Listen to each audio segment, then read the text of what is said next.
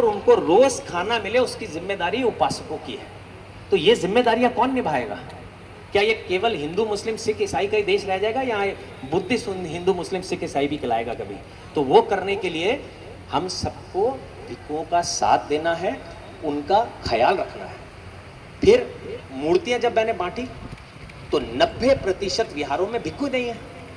कोई तो बोधाचार्य चला रहे हैं और कोई ऑर्गेनाइजर चला रहे हैं। अगर भिक्षु नहीं होगा, मार्गदाता नहीं होगा, तो किस बुद्धिज्म को बचाने की आप बात कर रहे हैं?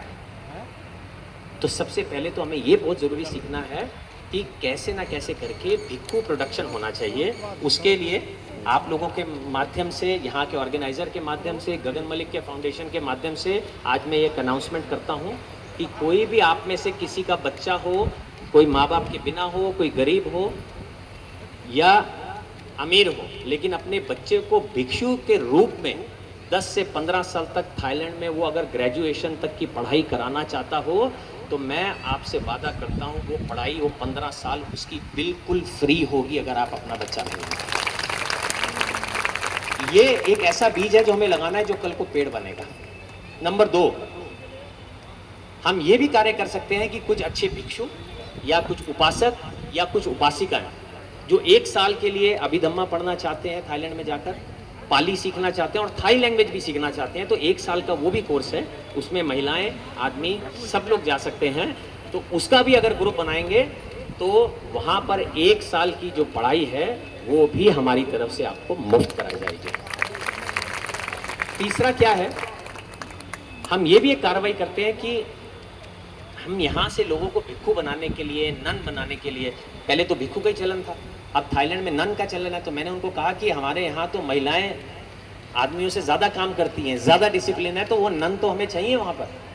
तो उन्होंने कहा ठीक है। तो एक बिल्डिंग अब नन की वहाँ पर तैयार हो रही है, जो अगले महीने तक पूरी तैयार होगी।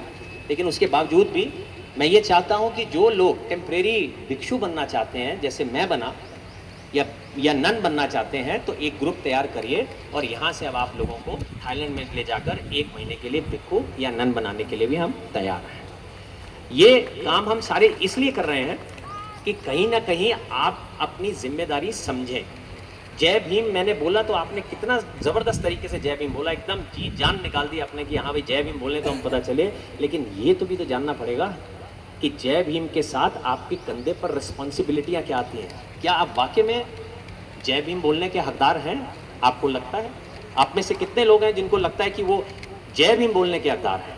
खाली जय भीम बोलने से आप बुद्धिस्ट नहीं हो जाते। पंचशील का पालन करना जरूरी है, संगठित होना जरूरी है, अष्टांग मार्ग पर चलना जरूरी है और अपने बुद्ध विहार का ख्याल रखना जरूरी है, धम्म का प्रचार प्रसार करना जरूरी है। जब ये सारे कार्य आप करते हैं, उस दिन आप जय भीम बोलने के हकदार बनते हैं। तो ये सारे कर्तव्य जो है आपके कंधों पे आने चाहिए। मैं कितने विहारों में गया, वहाँ विहारों में गया तो मैंने देखा कि लेडीज लोग जो हैं या जेंट्स लोग हैं ना, बड़े सुंदर तरीके से तैयार होके हैं। जैसे आप लोग आज तैयार होके हैं ना, मैंने भी आज नीला रंग पहना है तो काफ़ी मैचिंग है। सब लोग बहुत अच्छे से तैयार थे, आदमी लोग बहुत अच्छे से, लेडीज लोग बहुत अच्छे से। लेकिन जब मैं उनके विहार के अंदर गया तो मैंने देखा कि छत से पेंट उखड़ रहा था, फोटोएं जो लगी हुई थी उस पर जाले लगे हुए थे, हार सदियों पुराने हो चुके थे, खिड़कियों के शीशे टूटे हुए थे। ऐसे लग रहा था कि किसी गवर्नमेंट की पुरानी बिल्डिंग में आ गया हूँ। और कम से कम उस विहार में 2-3 हज़ार लोग इकट्ठे हुए थे फंक्शन करने के लिए। तो मेरे को एक तरफ तो खुशी हो रही थी उनको देखकर और एक तरफ दुख हो रहा था। मेरे लिए बड़ी विडंबना की बात थी कि मैं ये क्या है। तो आप लोगों को ये भी जानना होगा कि जितने बुद्धिस्ट लोग हैं, आप लोगों की पहचान जो है वो आपके कपड़ों से नहीं होने वाली है, वो आपकी पहचान आपके एरिया के बुद्ध विहार से होने वाली है। वो कैसा दिखता है जो बताएगा कि आप कैसे बुद्धिस्ट हैं। तो बुद्ध विहार में आना, बुद्ध विहार में दान करना, एक दिन पक्का करना कि इस दिन तो हमें आना ही आना है, विहार का ख्याल करना, ये सारी जिम्मेदारियां उपासकों की है। आज भिक्षु पिंडपात के लिए इसलिए नहीं जाते क्योंकि उनको कोई पूछने वाला नहीं होगा वहाँ पर, वो जाएंगे और आ जाएंगे, एक एक्सरसाइज होगी उनकी, उसके अलावा तो कुछ नहीं होगा। लेकिन भिक्षु जब उनको पता चलेगा कि जैसे ही वो बाहर निकलेंगे या नहीं जाएंगे तो बहुत सारे उपासक जो उनके लिए सुबह खाना लेकर खड़े हैं उन्हें निराश लौटना पड़ेगा, तो भिक्षु पिंडपात के लिए आएंगे ही आएंगे। पिंडपात खाली गाँव में नहीं होना चाहिए, बॉम्बे, दिल्ली, अहमदाबाद, उत्तर प्रदेश लखनऊ के हर कॉर्नर में, बरेली में, सब जगह पिंडपात होना चाहिए। ये दिखना चाहिए सभी धर्मों के लोगों को कि भाई बुद्धिज्म, ये बुद्धिज्म है और ये सम्मान है हमारा इनके भिक्षु के प्रति।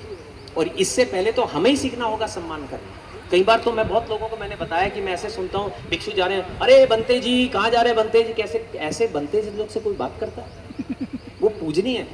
ये जो चिवर जो उनके शरीर पर आया है, उसके पीछे इतने सारे बलिदान हैं जो आप सोच भी नहीं सकते। आप अपना घर बार छोड़कर तो देखिए, आप अपने बीवी बच्चे छोड़कर तो देखिए, एक भिक्षु के रूप में आकर तो देखिए, बुद्ध का धम्म पढ़कर तो देखिए। जब ये सारी चीजें जब आप करेंगे, भूखे रहकर तो देखिए, 12 बजे के बाद खाना नहीं खाता, आप ये सारे बलिदान करके तो देखिए, तब आपको समझ में आएगा। कोई ऐसे ही 3 बार उनके आगे मस्तक नहीं झुकाता, उस चिवर की वैल्यू है। और आप उनको अगर सम्मान हमारे उपासक नहीं देंगे तो बाहर के लोगों से तो आप बिल्कुल भूल जाइए कि किसी दूसरे धर्म का आदमी आकर उनके आगे हाथ जोड़ेगा।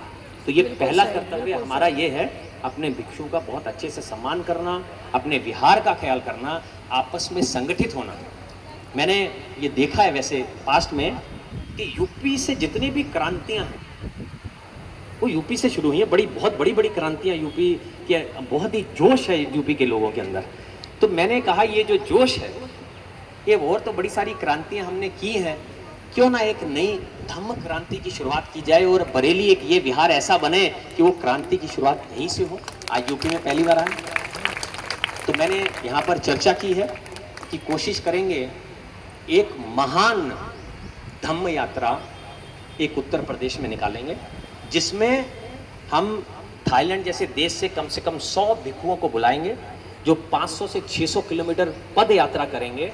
1 महीने के अंदर रोज 15 से 20 किलोमीटर चलेंगे। और मैं चाहता हूँ ये बात पूरे यूपी तक पहुँचे, और जब यहाँ से यात्रा शुरू हो और जहाँ तक पहुँचे, शुरुआत में 50,000 हो लोग, तो लास्ट में जो है कम से कम 5 लाख लोग वहाँ पर अंत में होने चाहिए। तो एक नई क्रांति की शुरुआत वहाँ से हमें मिलेगी। ये इतने सारे मुद्दे हैं जो हमें पूरे करने हैं, जिसमें महासंघ बहुत इंपॉर्टेंट है। उसके लिए भी हमारी आपस में चर्चाएं हो रही हैं।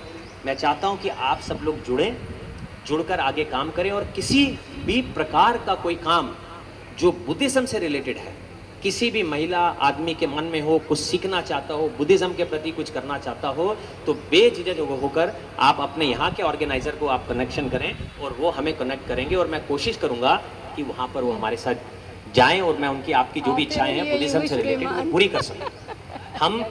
मैं यहाँ से शिविर लगाने के लिए 70-80 लोग लेकर गया था थाईलैंड पीछे।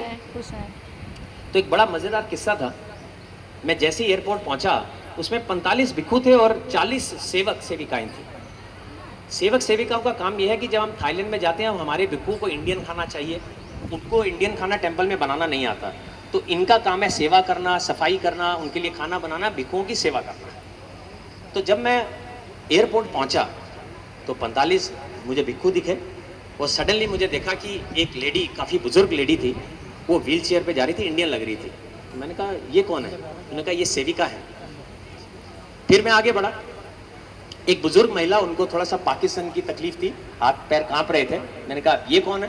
कह रहे ये भी सेविका है। एक बुजुर्ग आदमी जो इनके हाथ में स्टिक थी, वो बहुत धीरे धीरे चल रहे थे, सहारा लेते हुए एयरपोर्ट की फ्लाइट में पहुंच रहे थे। मैं कहा ये कौन है? कह रहे ये भी सेवक है। तो मुझे अब ये लगने लगा कि अंदर से 1 मिनट के लिए गुस्सा आया कि हम सेवा करवाने जा रहे हैं या करने जा रहे हैं, ये मुझे समझ में नहीं आ रहा। यहाँ वहाँ जाके तो इनकी सेवा करनी पड़ेगी। अब इतने बुजुर्ग हमारे साथ आ गए, तो मैंने थोड़ा गुस्सा किया अपने लोगों को कि आपको देखकर करना चाहिए था।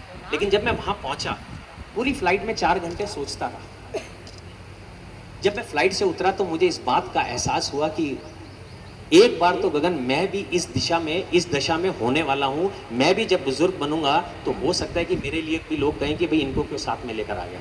वो मेरे दिल को बात छुई और मुझे लगा कि बुद्ध मेरा इम्तिहान ले रहे हैं। चाहे मुझे उनकी सेवा करनी पड़े, चाहे उन्हें सेवा करनी पड़े, लेकिन मैं दिलो जान से इनके साथ काम करूँगा। और आप यकीन नहीं मानेंगे, 45 लोगों में से जो सबसे ज्यादा सक्षम और अच्छे तरीके से जिन्होंने वहां काम किया, वो वही बुजुर्ग लोग थे जिनके ऊपर मैं डाउट कर रहा हूं। तो जो बुजुर्ग लोग भी यहाँ पर हैं, मैं कहना चाहता हूँ वो थॉट की मेरी गलती थी, लेकिन बुजुर्ग भी मोस्ट वेलकम है जो हमारे साथ जाना चाहेंगे, उनको भी मैं साथ लेकर चलूंगा, क्योंकि उनका एक्सपीरियंस भी काउंट करता है। जो जीवन में उन्होंने सीखा है उनसे सीखने को भी हमें बहुत कुछ मिल सकता है। तो आज मैं एक बार फिर से आप सभी का बड़े दिल से शुक्रिया करता हूँ। मैं आप सबका बहुत दिल से शुक्रिया करता हूँ। ओटानी साहब मेरे बड़े अच्छे मित्र हैं, आज के नहीं है, कई सालों के मित्र हैं। और एक चीज़ इनकी खासियत मैंने देखी है, आज तो इन्होंने अनाउंस इतना कर दिया, लेकिन ये वो इंसान है जो चुपचाप अच्छा कार्य कर जाते हैं और किसी को भनक लगने नहीं देते। ऐसे महाउपासक ओटानी जी हैं, एक बार तालियों से इनका बाकी मैं वियतनाम भी गया, वहाँ पर भी बहुत सारे उपासक हैं। जब उन्हें पता चला बाबा साहब के बारे में, तो उन्होंने भी ये प्रण लिया कि वियतनाम में बाबा साहब की कम से कम 10 मूर्तियां वो वहाँ पर वियतनाम में लगाएंगे। ये नहीं, 3 मूर्तियां उन्होंने ऑलरेडी लगा भी दी हैं, उसका भी आप जाके नेट इंटरनेट पे जाके देख सकते हैं। 3 मूर्तियां वहाँ लगी।